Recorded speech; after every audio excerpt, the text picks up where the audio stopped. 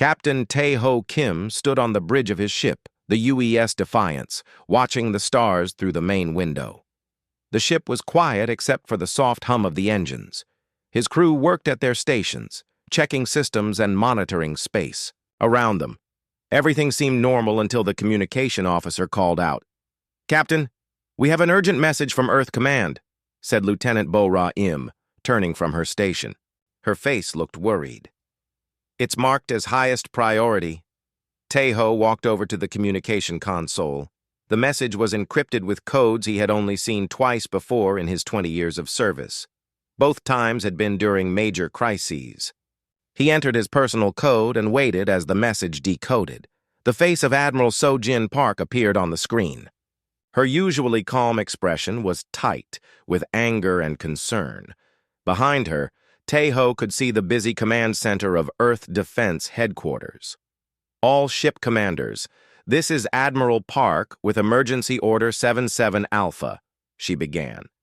"As of 1800 hours Earth Standard Time, humanity has received an ultimatum from the Galactic Council. You are to return to Earth immediately for emergency briefing and possible combat deployment." The message continued with coordinates and timeline details, but Tae-ho's mind was already racing. An ultimatum from the Council meant serious trouble. The alien government that controlled most of the galaxy had never been friendly to humans, but they had never made direct threats before. "Set course for Earth, maximum speed," Tae-ho ordered his crew, "and send a message to all human ships in this sector. Tell them about the emergency recall." The journey back to Earth took 3 days. During that time, Tae-ho received scattered reports from other human ships and colonies. The news was not good. Trade routes were being blocked by alien ships. Human merchants were being turned away from alien ports. Some colonies reported that alien neighbors who had been friendly for years were now hostile. When the Defiance arrived at Earth, Tae-ho saw something that made his stomach tight with worry. The orbital defense platforms were all active, their weapons powered up and tracking systems running. Hundreds of human ships were gathering near Earth, more military vessels than he had ever seen in one place. The shuttle ride down to Earth Defense Headquarters was quiet. Other ship captains sat with grim faces, all thinking about what the emergency meeting would bring. Tae-ho recognized many of them, good officers who had served in border conflicts and exploration missions. Admiral Park met them in the main briefing room. The large screen behind her showed a map of human space, all the colonies, trade routes, and military positions. Red markers showed where alien forces were gathering. "The situation is worse than our initial reports indicated," Admiral Park began. 3 days ago, Ambassador Kethvar of the Velthari species delivered an ultimatum to President Wu Bin Lee. The Galactic Council demands that humanity surrender all colonies beyond the Sol system within 72 hours. Angry murmurs filled the room. Captain Dongjun Nam, who commanded the border patrol near the frontier colonies, stood up. "Admiral, what reason did they give for this demand?" "They claim humans are too dangerous to remain free in galactic space," Admiral Park replied. "According to their statement, human expansion is too rapid, human military traditions are too aggressive, and human behavior is unpredictable and threatening to galactic peace." "That's nonsense," said Captain In-ho Seo from his seat near the front. "We've never attacked anyone who didn't attack us first. Our colonies are peaceful settlements focused on farming and mining." Admiral Park nodded. "We know that, Captain. But the Council has been building a case against us for decades. Dr. Hana Cho from our Xenobiology Department has been studying their communications and behavior patterns." Dr. Cho stepped forward. She was a small woman with tired eyes, but her voice was clear and strong. "The evidence shows that the Council has been planning this action for at least 10 years. They've been spreading propaganda about humans to other species, cutting off our trade relationships and studying our military capabilities." She activated a holographic display showing intercepted alien communications. "They believe that because humans have a warrior culture and refuse to bow to their customs, We represent a threat to their control of the galaxy. The ultimatum is not about peace, it's about power.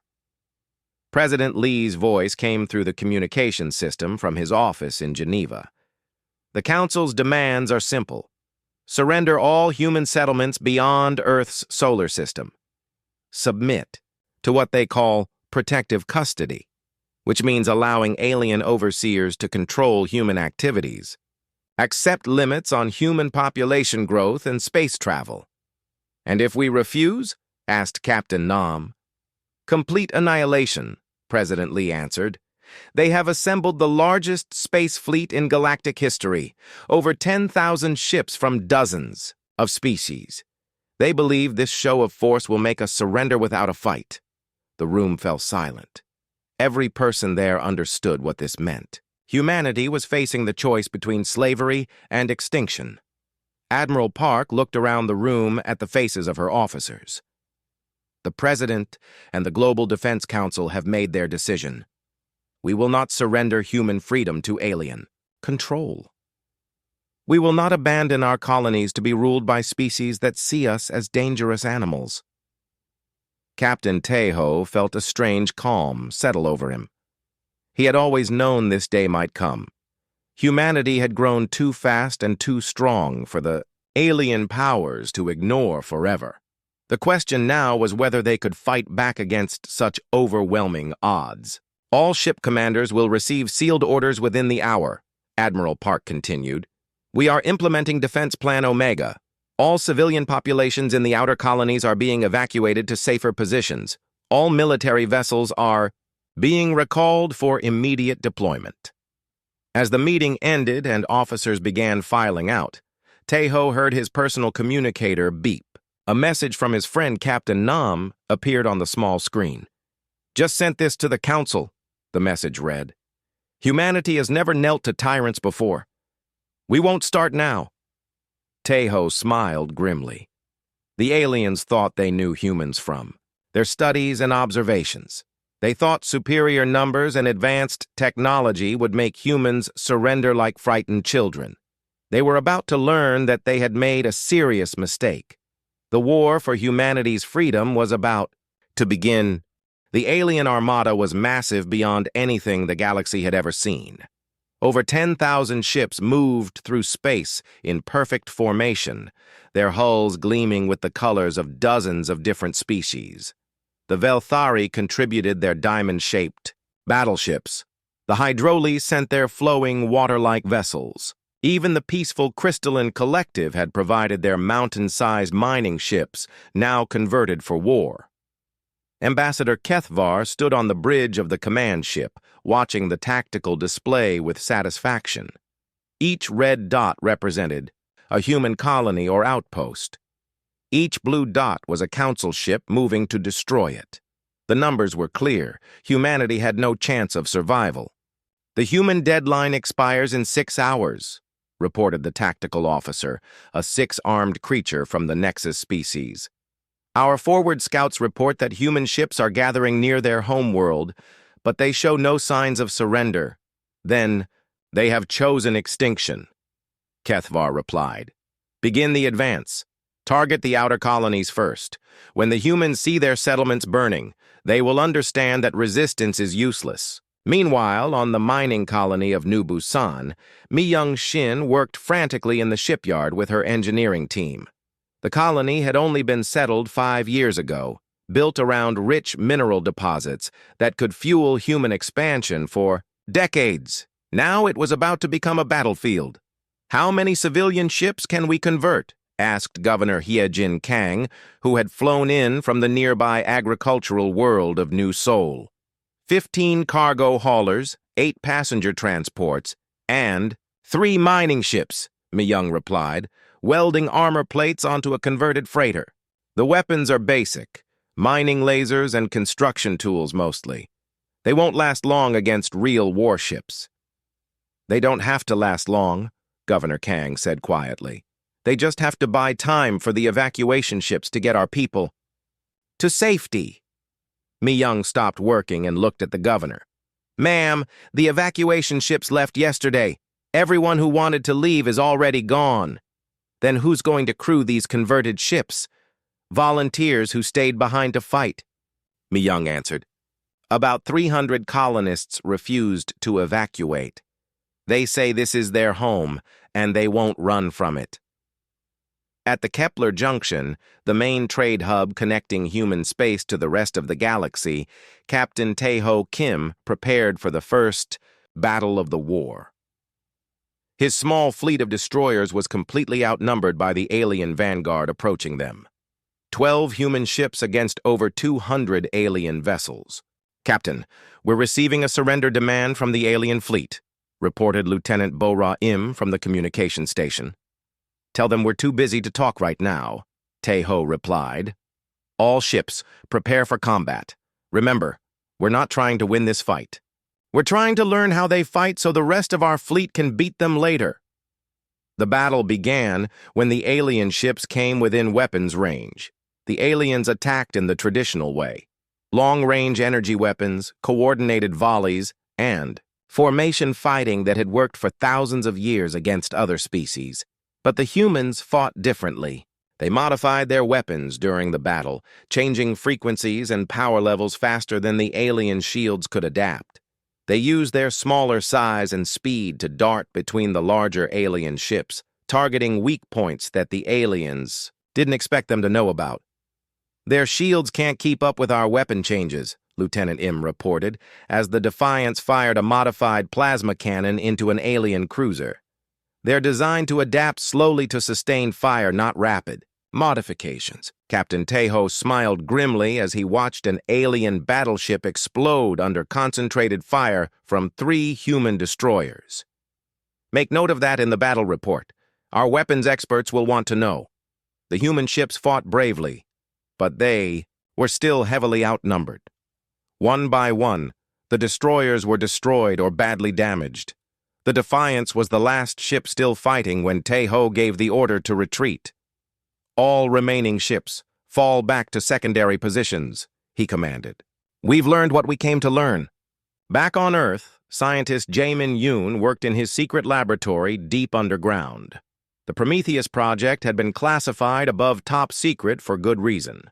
The technology he was developing could turn entire stars into weapons of war. "The stellar manipulation device is ready for testing," he reported to General Su-young Han, who had come to inspect the project personally. "We can cause a star to increase its energy output by 300%, or we can make it collapse into a black hole." "What would happen if we use this weapon?" General Han asked.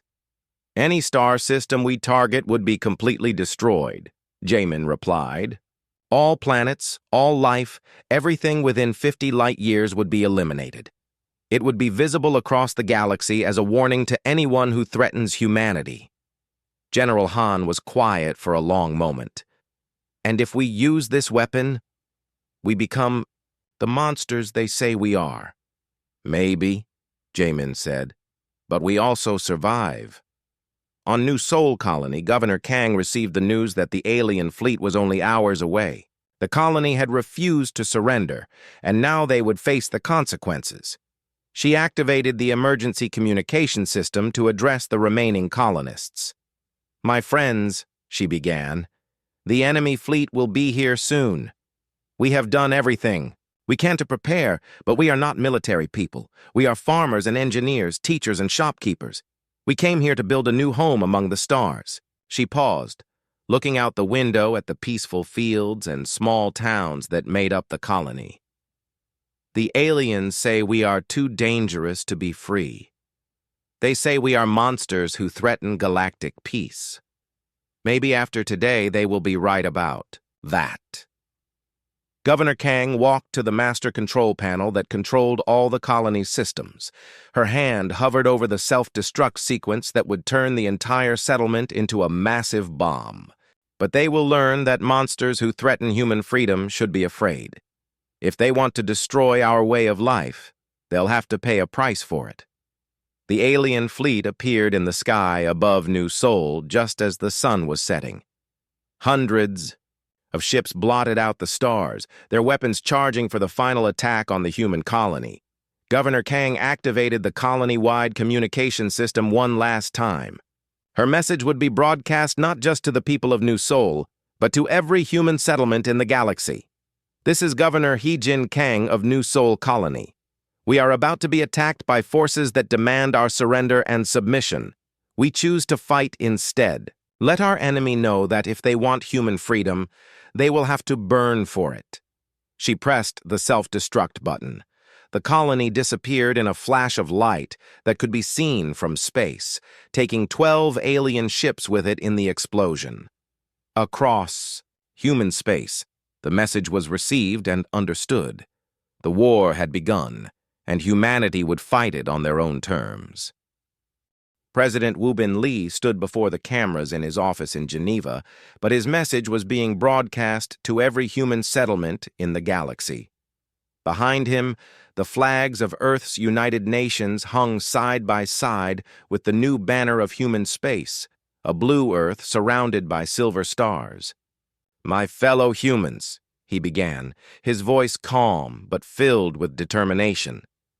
3 days ago, the Galactic Council demanded that we surrender our freedom and submit to alien rule. They called us monsters for refusing to kneel.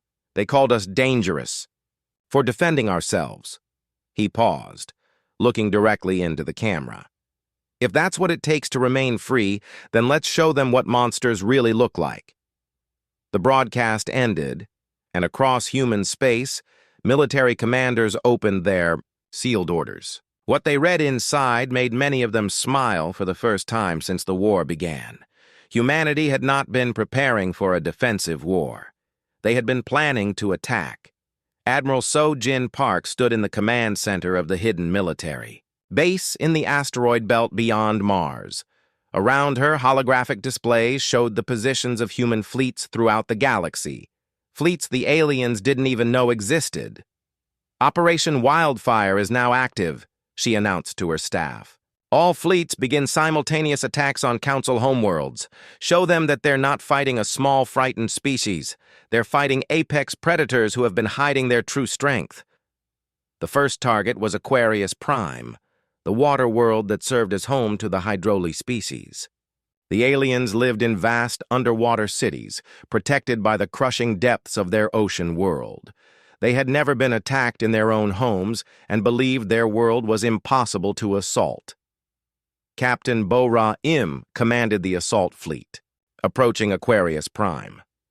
Her ships were equipped with technology the Hydroli had never seen, submersible fighters that could operate at any depth, underwater marines with breathing equipment that worked for days, and weapons designed specifically for combat in liquid environments. "The enemy doesn't expect an amphibious assault," she told her marines as their ships entered the planet's atmosphere. "They think their oceans protect them. Today we teach them that humans can fight anywhere, in space, on land, underwater, or in the fires of hell itself." The attack began at dawn on Aquarius Prime. Human submarines, launched from specially modified carriers, descended into the alien oceans. The Hydroli defenders fired their energy weapons, but the weapons worked poorly underwater. The humans had designed their equipment specifically for this environment.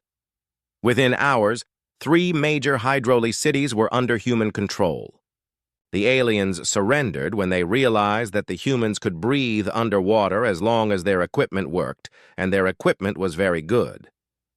On the ice world of Glacies, Commander Kyung-Soo Jeon faced a different challenge. The planet was home to the Crystalline Collective, beings made of living crystal who thrived in temperatures that would kill most organic life. The world was so cold that the atmosphere itself was frozen in some places. Thermal suits at maximum power, Kyung-Soo ordered his troops as they landed on the frozen surface. "Remember, we're not just fighting the enemy, we're fighting the planet itself." The human soldiers moved across the ice fields like ghosts, their white armor making them nearly invisible in the frozen landscape. They had trained for years in Earth's polar regions, preparing for exactly this kind of warfare. The crystalline beings had never fought an enemy that could survive on their homeworld. Their defenses were designed to keep warm-blooded species away, not to fight soldiers who could operate in absolute cold. When human explosives shattered their crystal cities, the aliens discovered that their greatest protection had become their greatest weakness. But the most important battle was happening at Rigel Station, a massive space platform that served as one of the Council's main military bases. Captain Dongjun Nam commanded the human fleet attacking the station, and he was about to demonstrate a tactic that would terrify the aliens. "All ships prepare for ramming speed," he ordered. "We're going to punch through their defensive line using our ships as weapons." The alien commanders watching the battle couldn't believe what they were seeing. The humans were accelerating their ships to near-light speed, aiming them directly at the alien formations. At the last possible second, the human crews would teleport to safety, leaving their ships to smash through enemy vessels like bullets through paper.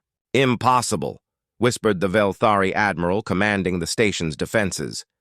No species would sacrifice their own ships in such a wasteful manner. But the humans weren't being wasteful. Each ramming attack destroyed multiple enemy ships, and the human crews survived by teleporting to other vessels in their fleet. Within an hour, the entire defensive fleet around Rigel Station had been eliminated by ships turned into weapons. Dr. Hana Cho, now serving as a military strategist, watched the battle reports coming in from across the galaxy. Every human attack was succeeding beyond their best projections. The alien forces were collapsing faster than anyone had expected. "The Council species have forgotten how to fight," she reported to Admiral Park. "They've had peace for so long that they've become soft. They rely entirely on superior numbers and advanced technology. They don't understand tactics, adaptation, or the willingness to sacrifice for victory." "What about their superior numbers?" Admiral Park asked. "Numbers don't matter when the enemy can't fight effectively," Dr. Cho replied. "We're not just beating them. We're teaching them to fear us." On the bridge of his flagship, Ambassador Kethvar stared at the tactical displays in growing horror. Red icons showed burning council worlds. Blue icons showed human fleets appearing in places they shouldn't exist. The humans weren't just defending themselves, they were winning. "How is this possible?" he demanded of his tactical officer. "Our intelligence reports showed that humans had only a few hundred warships. Where are these fleets coming from?" "Unknown, Ambassador," the officer replied. "It appears humans have been building a secret military force in areas of space we don't monitor. They've been preparing for this war for years." Kethvar realized with growing dread that the Council had made a terrible mistake. They had studied human tactics and technology, but they had never understood human psychology. Humans didn't just fight to win, they fought to make their enemies afraid to fight them again. Captain Tae-ho Kim, now promoted to admiral after his successful intelligence gathering at Kepler Junction, received new orders from Earth Command. His mission was to capture Council military officers for questioning, and he knew exactly where to find them. His fleet appeared above the luxury world of Paradise, where many Council officials kept their homes. The planet had never been attacked by anyone and had no military defenses. It was supposed to be perfectly safe. "Attention, Council officials on Paradise," Admiral Tae-ho broadcast to the planet below. "You demanded our surrender. We're here to collect yours instead." The message was being recorded and broadcast throughout Council space. Every alien species would see their leaders being captured by the humans they had thought were inferior. The war that was supposed to end with human extinction was turning into human victory. The aliens were learning too late that they had awakened something they couldn't control. The Galactic Council's confidence had completely collapsed. What was supposed to be a quick war to crush human expansion had turned into a nightmare that was destroying their civilization. In the emergency session hall on the Council's capital, world representatives from dozens of species argued in panic while their homeworlds burned. "The humans have technology that shouldn't exist," declared the representative from the Crystalline Collective, his crystal body flickering with stress. "Patterns. They appeared on glacies with equipment that allowed them to fight in absolute cold. Our world was supposed to be impossible for organic life to survive on." Their ships can ram through our formations at light speed while their crews escape," added the Hydroli representative. "They're using tactics we've never seen before. Our military advisors said humans were primitive fighters who relied on brute force." Ambassador Kethvar tried to maintain order, but she was fighting her own, growing fear. The reports coming in from across Council space were all the same. Human forces appearing where they shouldn't be, using weapons that shouldn't work, winning battles they shouldn't be able to win. Engineer Tae Young Ko stood in the secret facility, deep inside an asteroid belt that the Council had never discovered. Around him, weapons that could reshape reality itself hummed with power. The humans had been hiding more than just extra ships. They had been developing technology far beyond anything the Council possessed. "The gravity bombs are ready for deployment," he reported to General Su Young Han via secure communication. "We can turn a planet's own mass into a weapon against its defenders. The target world will experience gravitational forces that will collapse all surface structures." "And the stellar engineering project?" General Han asked. "Dr. Jamin Yoon's team has successfully tested the prototype. We can cause a star to go supernova or collapse into a black hole. The weapon has a range of 50 light-years and would be visible across the galaxy." General Han was quiet for a moment. "Prepare both weapons for use against the Velthari homeworld. If we're going to send a message to the galaxy, we might as well make it loud enough for everyone to hear." On Velthar Prime, the most important world in Council space, billions of aliens went about their daily lives unaware that their planet was about to become an example. The world was heavily defended with orbital platforms, energy shields, and a fleet of warships that had never been defeated. The human assault fleet that appeared above Velthar Prime was smaller than expected. Only 50 ships against thousands of defenders. The Velthari military commanders were confident that they could finally stop the human advance and prove that their species was still the strongest in the galaxy. They were wrong. General Han's fleet used the gravity bombs without warning. The weapons didn't damage the Velthari ships or orbital platforms directly. Instead, they turned the planet's gravity against its own defenders.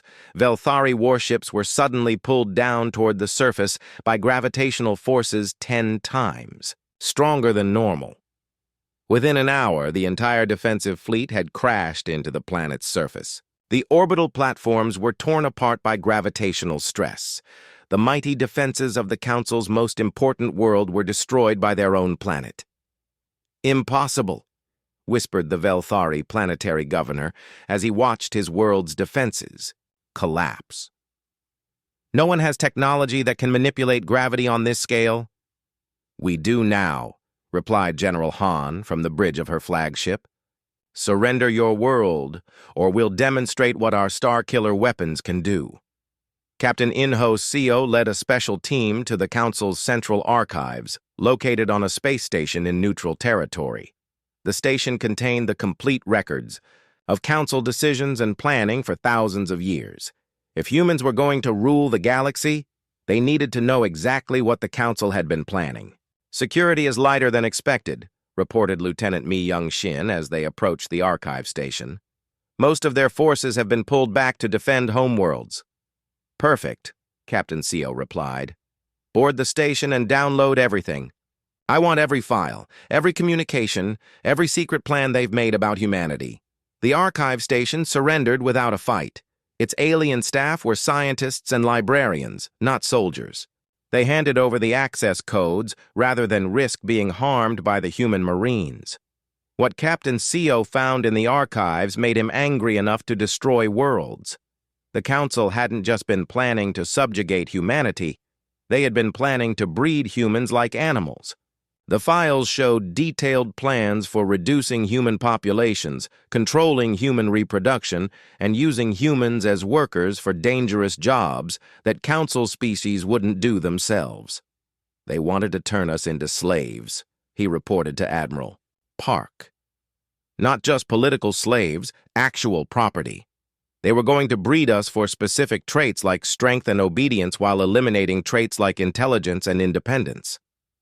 Dr. Young Mi Beck, humanity's chief military psychologist, was questioning captured council officers on the prison ship Vengeance. Her job was to understand why the aliens had thought their plan would work, and what they feared most about humans. "You studied our weapons, our ships, our military organization," she said to Ambassador Kethvar, who had been captured during the fall of Paradise. "But you never studied what drives us. You can't defeat a species that would rather die fighting than live in chains. We thought superior numbers would be enough," Kethvar replied.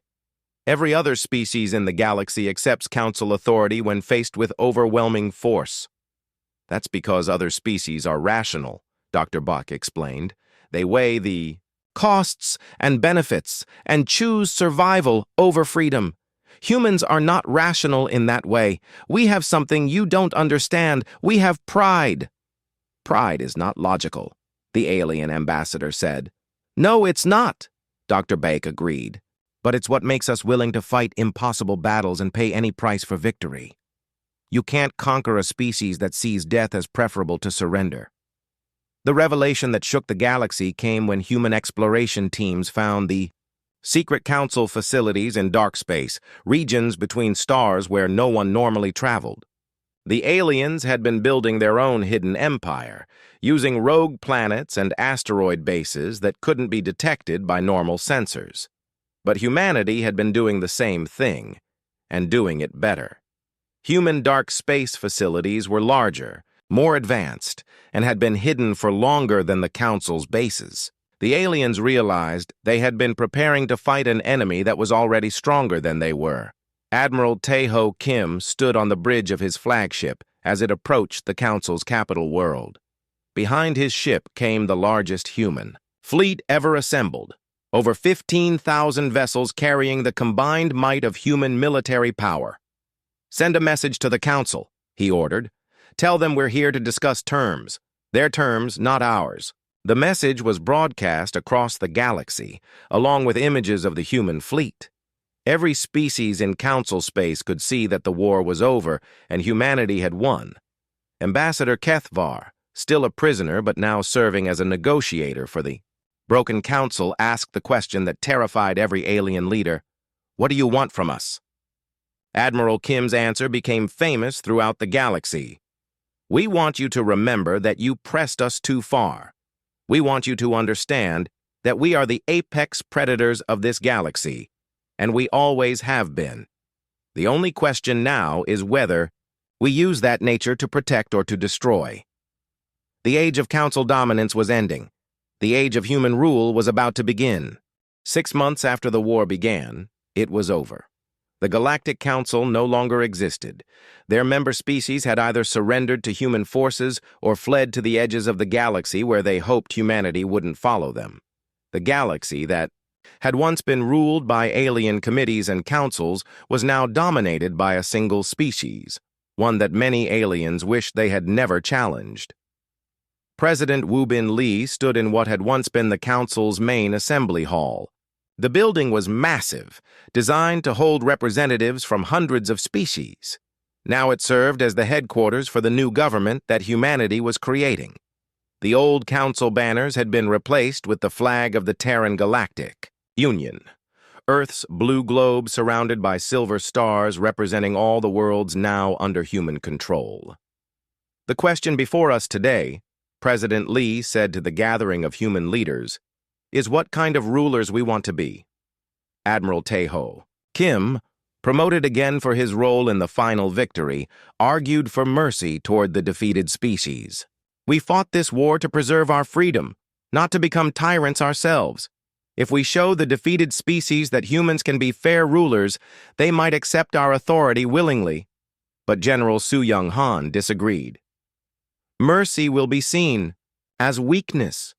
These species tried to exterminate us completely. If we don't show them the consequences of challenging humanity, others will try the same thing in the future." The debate had been going on for weeks. Humanity had won the war, but now they had to decide what to do with their victory. They controlled over half the galaxy, including most of the important trade routes and industrial worlds. Billions of aliens now lived under human authority, waiting to see what their new masters would be like. Dr. Jae-min Yoon's Prometheus project had evolved into something that terrified even humans. The technology could now turn entire star systems into weapons.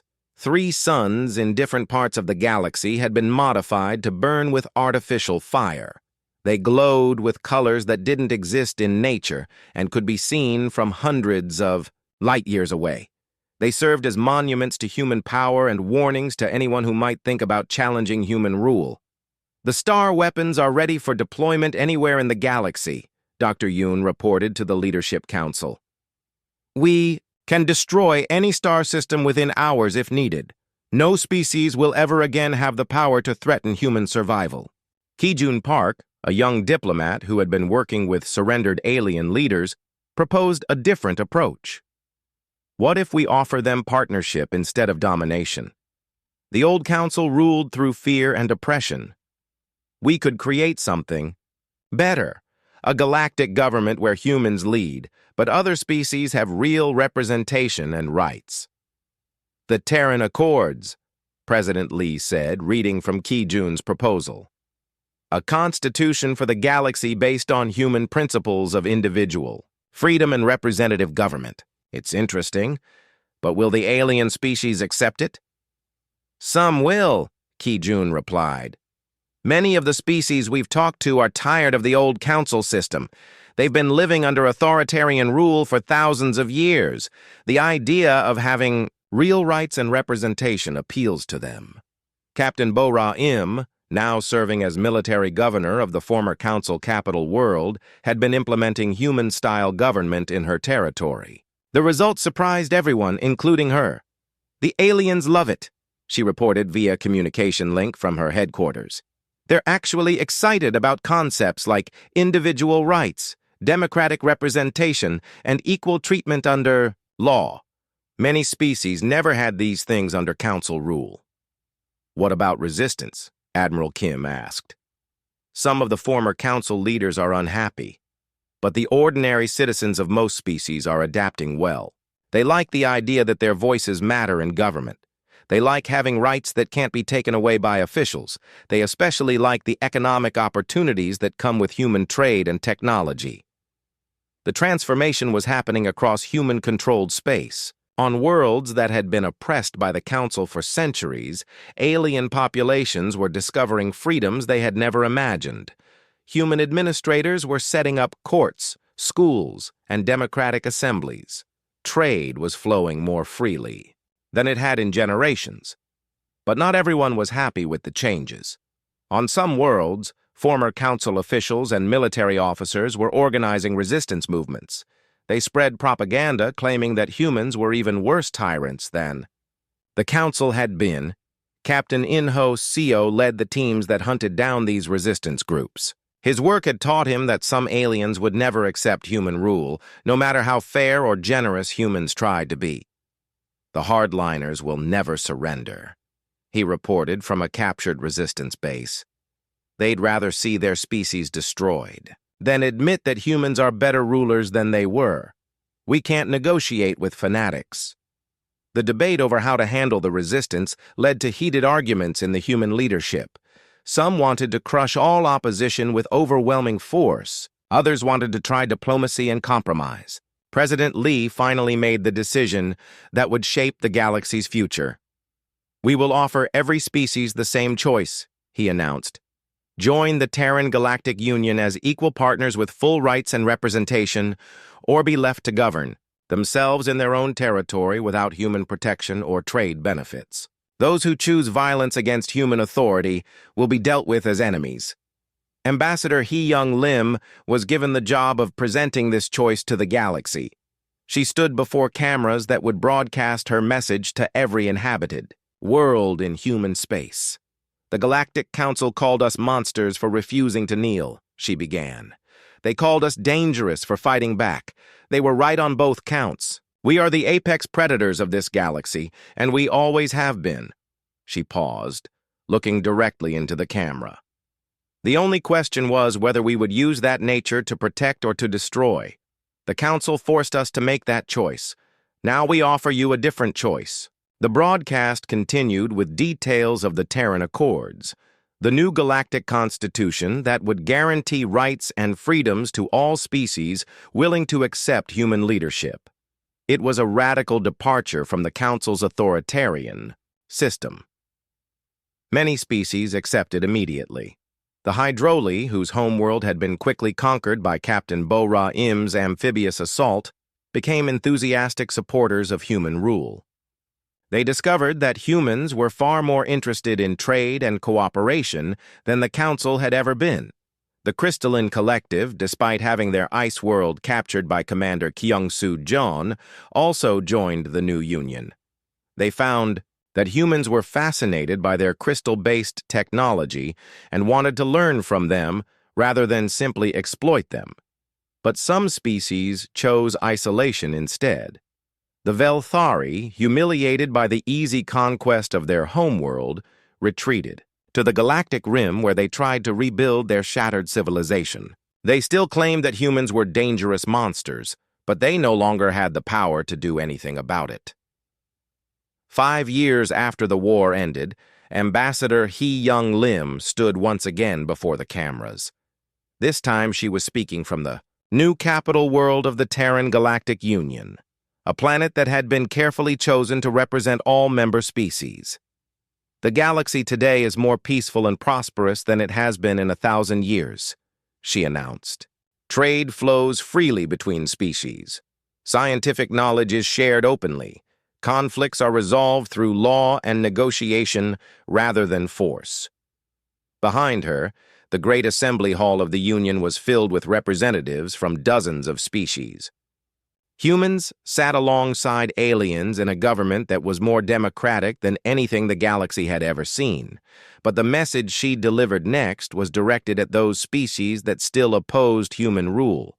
We remember those who tried to destroy us. We remember those who thought they could force us to kneel. The galaxy now burns with the light of human industry and human ambition. We have become what you feared we were. On a distant world near the galactic rim, an old human colonist named Dong-Hyun Choi sat with his granddaughter under the stars. The little girl looked up at the night sky, where new stars glowed with artificial light, the monuments to human victory that could be seen across the galaxy. "Grandfather," she asked, "why do those stars burn with strange colors?" The old man smiled and pulled her closer. "Those are reminders, little one. Reminders of what happens when someone tries to take away human freedom. Your parents and grandparents fought a war to make sure you would grow up free among the stars." "Will there be another war?" she asked. "Maybe someday," Dong-Hyun replied. "But if there is, the galaxy will remember what happened to the last ones, who challenged us. They pressed us too far, and we answered with flame. Now the stars themselves carry that memory. Above them, the artificial suns burned with their impossible colors, visible to every civilization in the galaxy. They were proof that humanity had kept its promise. They had shown the galaxy what monsters really looked like, and then they had used that power to build something better. The age of human dominance had begun, and it would burn bright across the cosmos for generations to come.